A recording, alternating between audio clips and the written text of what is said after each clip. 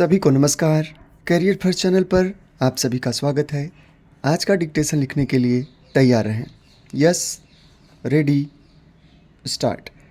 Media अथवा जनसंचार माध्यम किसी भी समाज या देश की वास्तविक स्थिति के प्रतिबिंब होते हैं।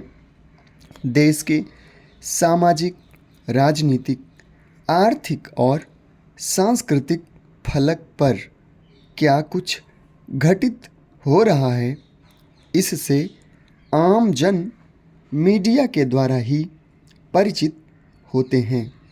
जनसंचार माध्यमों के विभिन्न रूपों ने आज दुनिया के लगभग हर कोने तक अपनी पहुंच बना रखी है।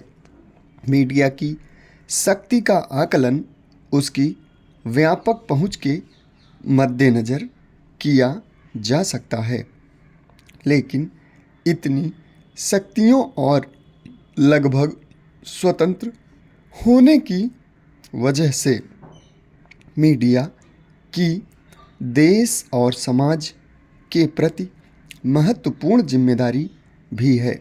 इसलिए लोकतंत्र में व्यवस्थापिका, कार्यपालिका और न्यायपालिका के बाद मीडिया को चौथा स्तंभ माना जाता है। सामान्यतया लोकतंत्र की तीन विशेषताएं होती हैं: जनता का प्रतिनिधित्व, जनता के हितों का रक्षण, जनता के प्रति उत्तरदायित्व। व्यवस्थापिका जनता का प्रतिनिधित्व करती है, किंतु जनता के जागरूक न रहने पर ऐसे व्यक्तियों का चुनाव कर सकती है जो ऊपर से जनता के हितों की बात करते हों, किंतु वास्तव में अपने लाभ के लिए चुनाव लड़ रहे हों।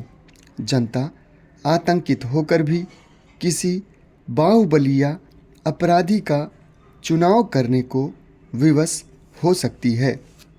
जनता को अपने हितों को समझना भी जरूरी है।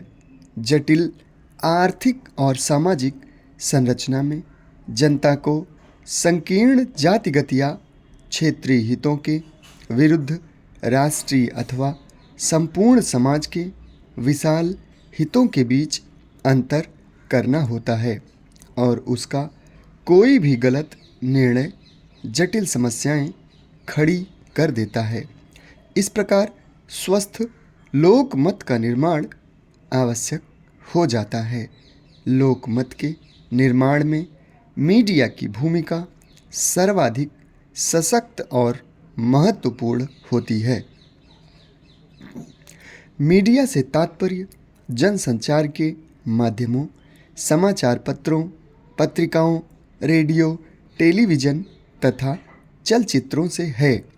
समाचार पत्र विविध घटनाओं, समस्याओं एवं विचारों के संबंध में जनता को सूचना प्रदान करने का कार्य करते हैं, और साधारणतया समाचार पत्रों में प्रकाशित सामाजिक, आर्थिक, राजनीतिक और अंतर्राष्ट्रीय सूचनाओं के आधार पर ही जनसाधारण सार्वजनिक क्षेत्र से संबंधित विभिन्न पहलुओं पर अपने विचार का निर्माण करता है।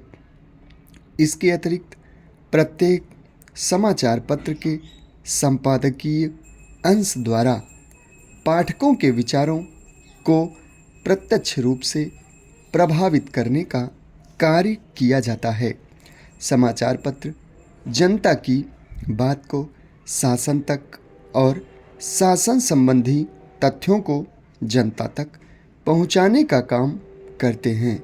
शिक्षा के प्रचार के साथ ही सार्वजनिक क्षेत्र की गतिविधियों पर जनता नज़र रखना चाहती है, और समाचार पत्र इसके लिए भरपूर सूचना सामग्री जनता तक पहुंचाते हैं।